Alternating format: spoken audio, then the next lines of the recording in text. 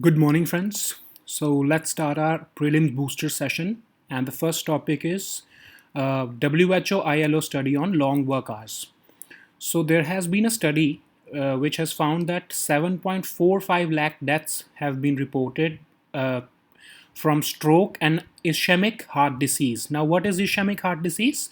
So basically, there is inadequate blood supply to your heart, and because of that your heart muscles get stroke, and the person gets insufficient blood supply to the heart, and there is a disease, and in some cases it can be fatal also. Okay, so this is the issue that long working hours have been contributing to stroke and heart disease, and this study has been based and this study has been conducted in 2016, and the report has been released right now.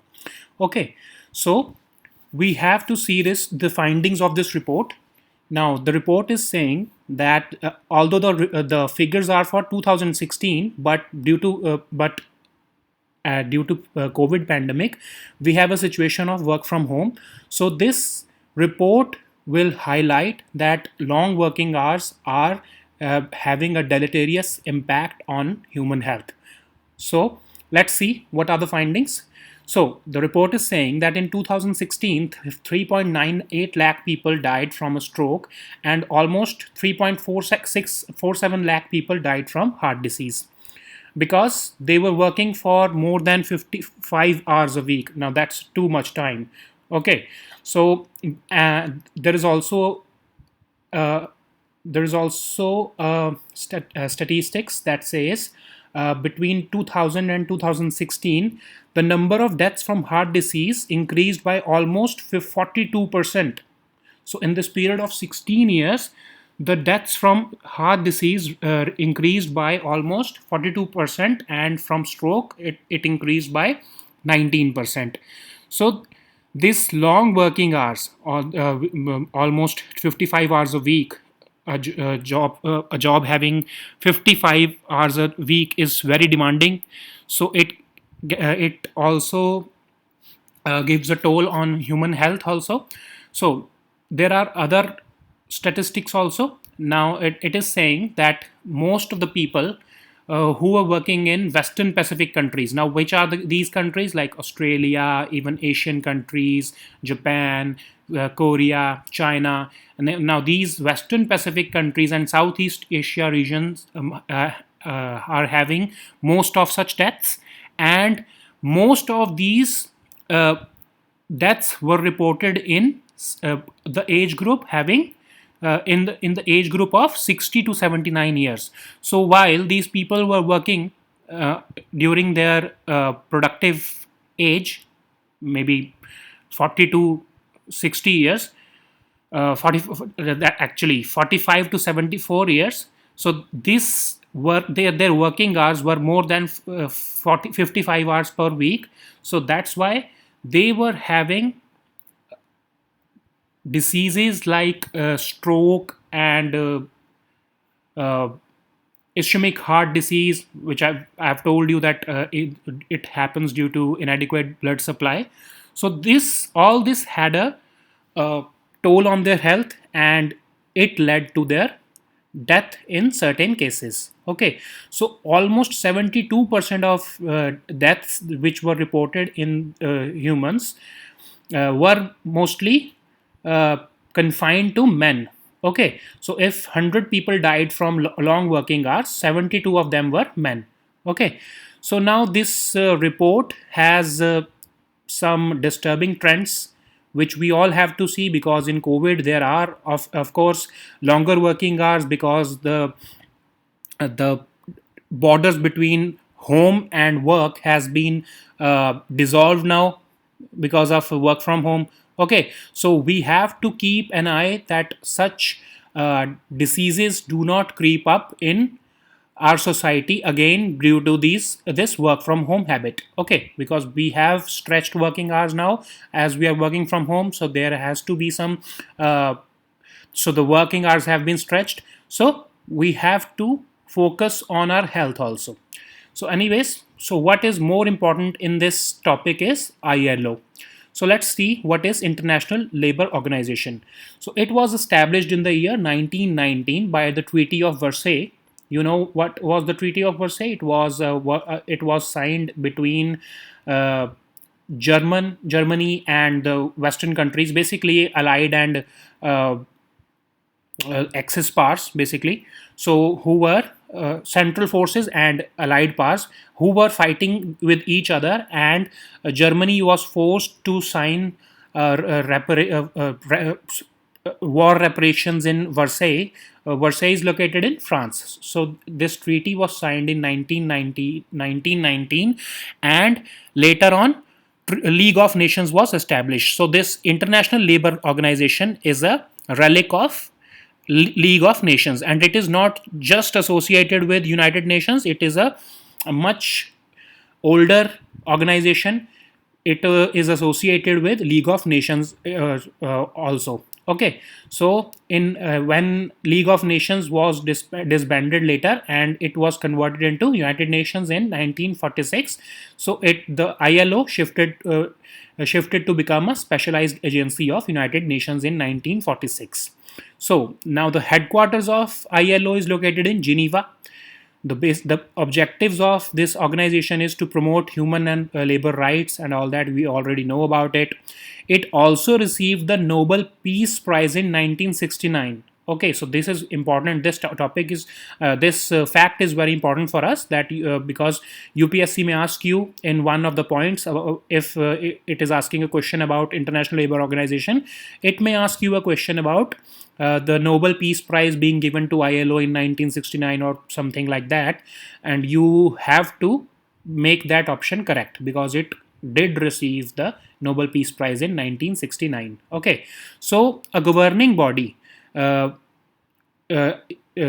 is governed by a governing body, which is the Executive Council of ILO. It meets 3 times a year in Geneva, and it takes all the major policy decisions regarding the ILO. Okay, so this was major. This was a major topic which we had to cover. This ILO. Now let's move on to the next topic.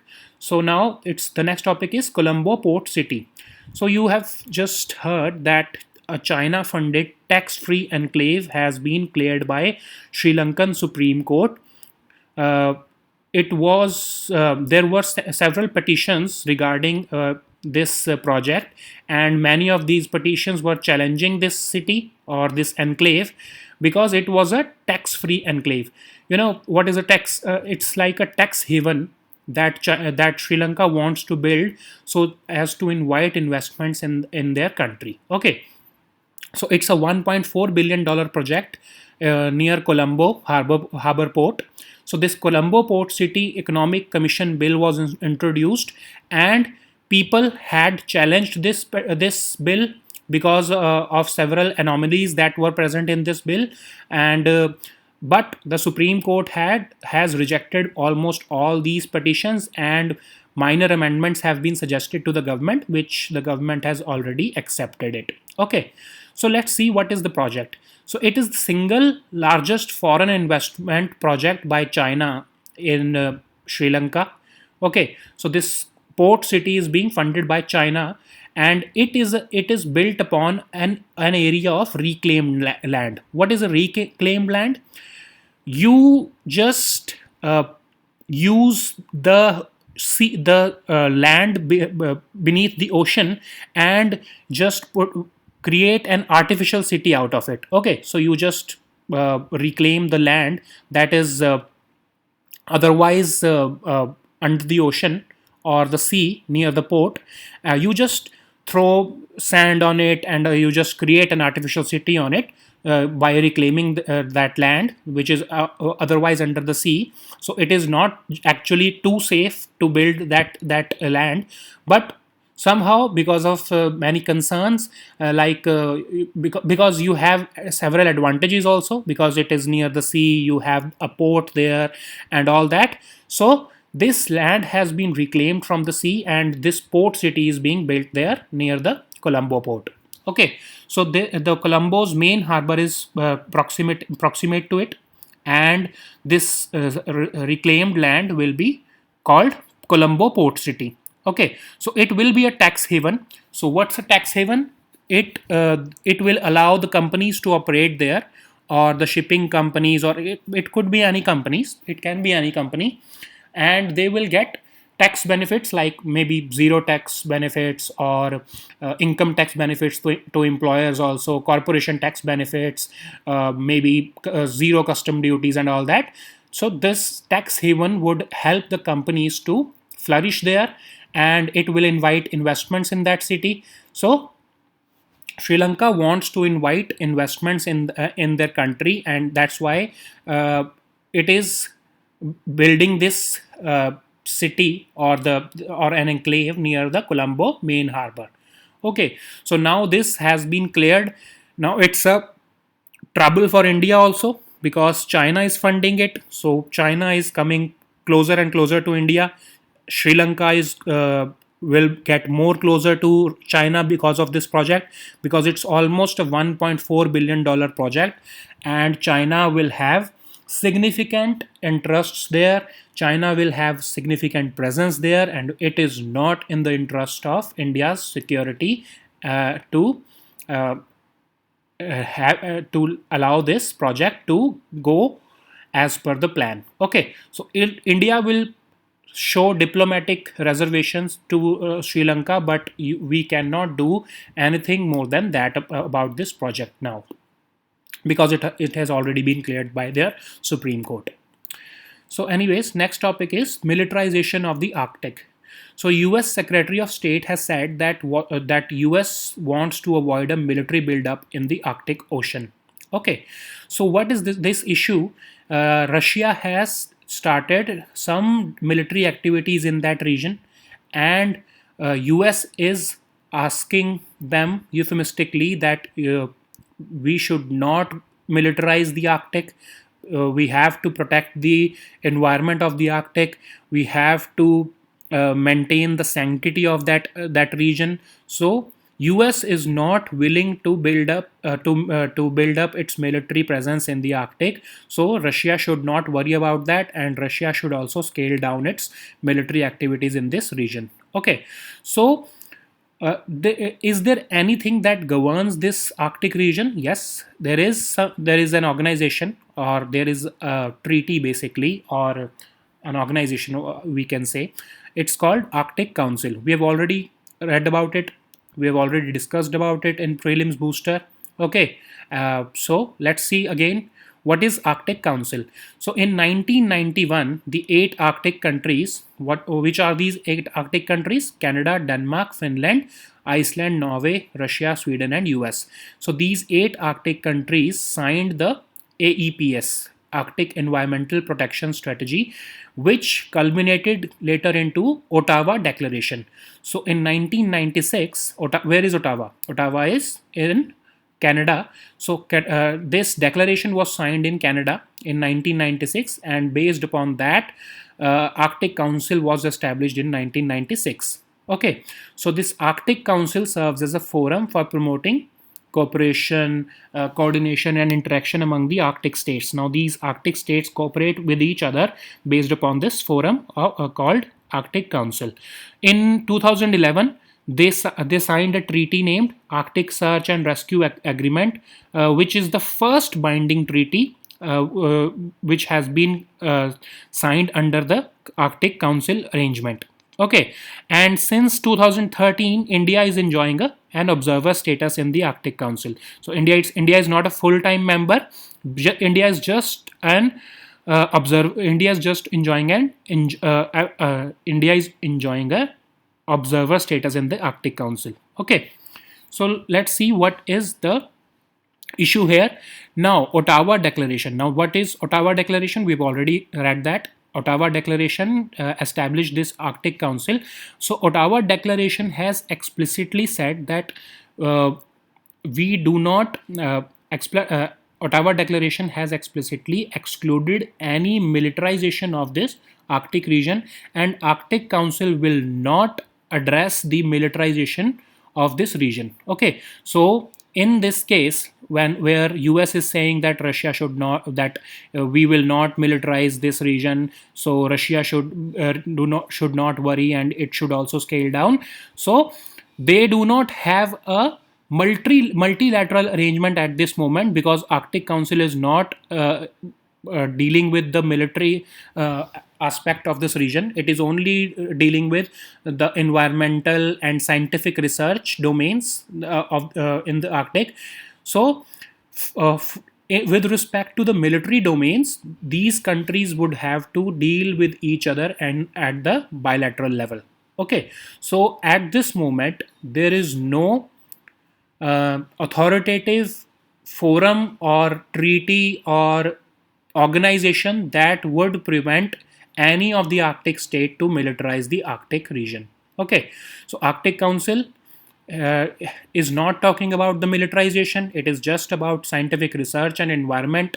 So we do not have any arrangement to stop this militarization of the Arctic. So this is a healthy trend. This is a healthy sign that US Secretary of State has sent to Russia, that we are not going to militarize this. So now Russia will come out of this security dilemma, that yes, that US is assuring that it is not willing to explore the military aspects of this region. So we can also go ahead and scale down our military operations in this region. Okay.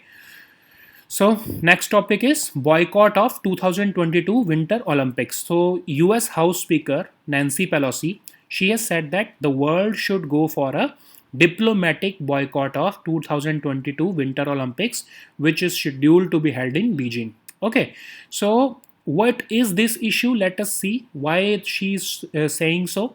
Because recently, as I think during the presidency of President Trump, US declared that China had committed genocide by repressing Uyghurs in Xinjiang. Now, who are Uyghurs? You already know that Uyghurs are Muslim community people who are living in Xinjiang region of China, and China is accused of basically committing some crimes against humanity, or a genocide basically. Well, genocide is a very strong term, but US has accepted it, that China is doing it in that region. So basically China is detaining over 1 million people in that region, and they are and China is saying that they are re-educating them. Now, what does re-educating means? Uh, we have different definitions of that re-education, because from the perspective of China is saying that we just want to re-educate them. Re-educate them mean, for them it means that they want to filter out their religious extremism, and they just want them to be a part of the Chinese mainstream culture. Okay, so but uh, for the rest of the world, the perspective their perspective is different, and this re-education camps are being touted as, or they are being called as detention camps, where the Chinese government is detaining young people and people of all colors and people of all ages in Xinjiang for some uh, uh, forced labor, and it is also committing some human rights violation in that region.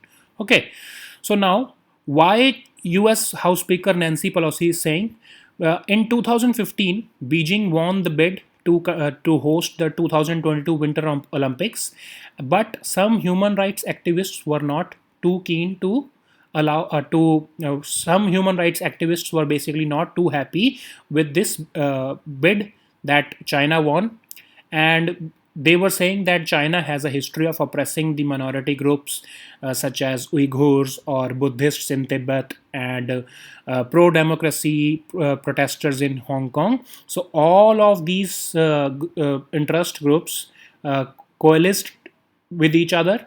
They formed a coalition.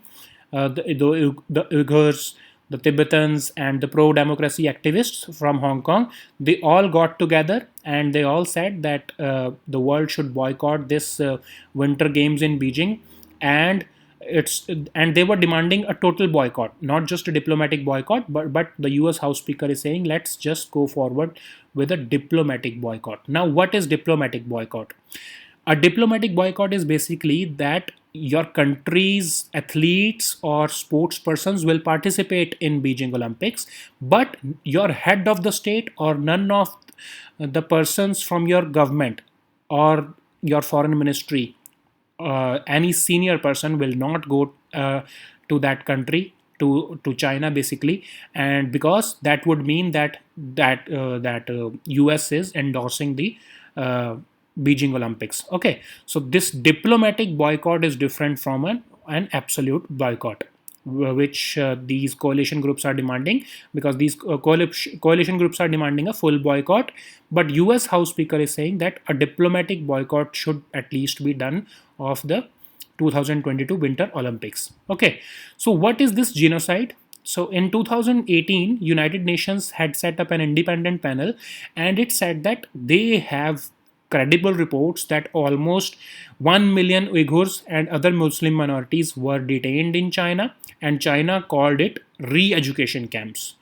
Actually, these so-called re-education camps were basically forced labor camps, and China was using the young population of Xinjiang for forced and bonded labor. So Western countries led by US, they imposed sanctions on China, which China resisted at that time. But now the calls are being made, the voices are being made that sanctions are not enough. Now we have to move towards boycotting of boycotting of Beijing Olympics in 2022. Okay, so has there been such a boycott before? Yes, twice there has been such a boycott. First in 1936 Berlin Summer Games and 1980 Moscow Summer Games. So in 1936, Nazi Germany was hosting this Olympics. So many of the countries decided that we will not go ahead and we will not join this Olympics in Nazi Germany, because that would mean that you are ready to maintain diplomatic or bilateral relations with Germany, or in that case Nazi Germany. But of course, every country said that they will not attend the events. But at the end of the day, only Soviet Union and only Soviet Union boycotted it, and all other countries ended up participating in that 1936 Summer Olympics. Similarly, in 1980 Moscow Olympics, when Soviet Union invaded Afghanistan, US said that we have to avoid and we have to boycott Olympic Games in Moscow because Soviet Union is committing war crimes in Afghanistan. But this time, almost 66 countries joined the protest, and they skipped this Olympic Games in Moscow, with only 80 countries participation, and Moscow Olympics saw the participation of only 80 countries. Okay, so the 1936 Summer Olympic Games in Berlin boycott was not successful, because it was limited to only Soviet Union boycotting these games. So it did not make much difference to Nazi Germany. It kept on exterminating the Jews and carried on with its genocidal agenda. But in 1980 Olympics, almost 66 countries skipped the games. Okay, so it was more successful than the 1936 boycott. Now, next topic is peace and security in Africa. So now, External Affairs Minister S. Jaishankar ji has recently addressed the UNSC on the topic of peace and security in Africa.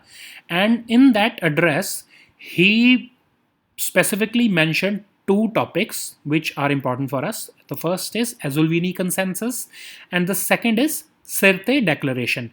Now, both of them are related to African Union. So we have to see how African Union originated.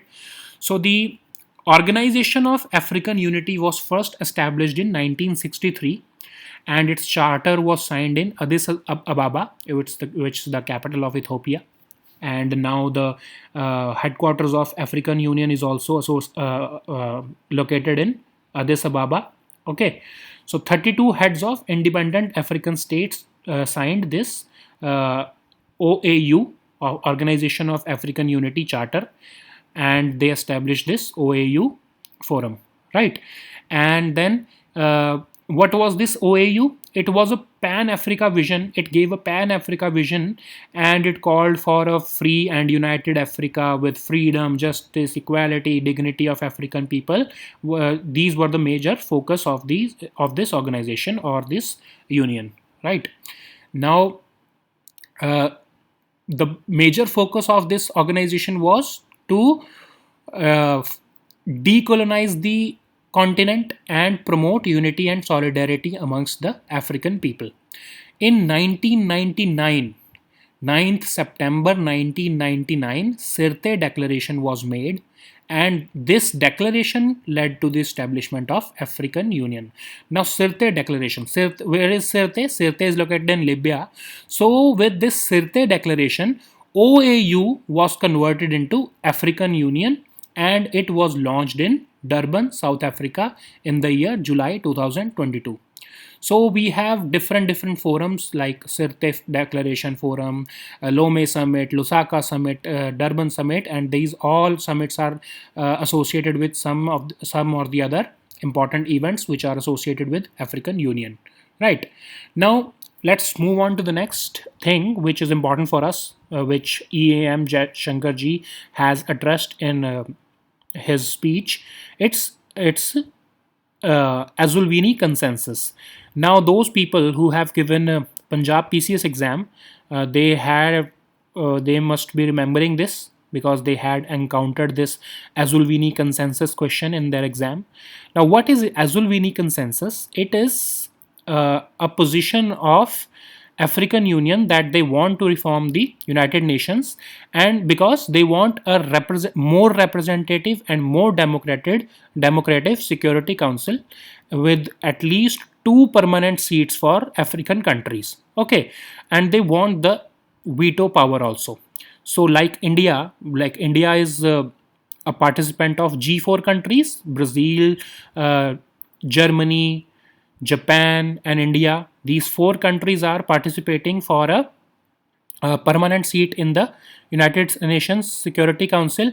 See, similarly, this Azulvini consensus is asking for two permanent seats in United Nations Security Council with a veto power. Okay, so why is this named Azulvini?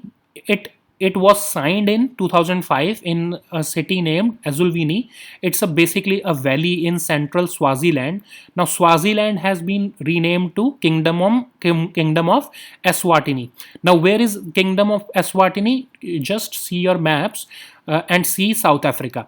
There is a place named Eswatini. So it's a country within a country. Okay, so it is surrounded from all sides by South Africa, but it's a small kingdom named Eswatini.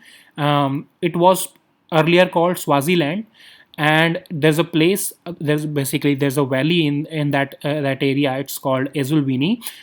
In 2005, a consensus was made between all the African Union countries that Africa deserves at least two permanent seats in the United Nations Security Council. So with a veto power. So this Azulvini consensus is basically a demand of two permanent seats in the United Nations Security Council and a reform of the United Nations Security Council. Okay, so these were our topics for today. We'll meet next time with new topics. Until then, goodbye and take care.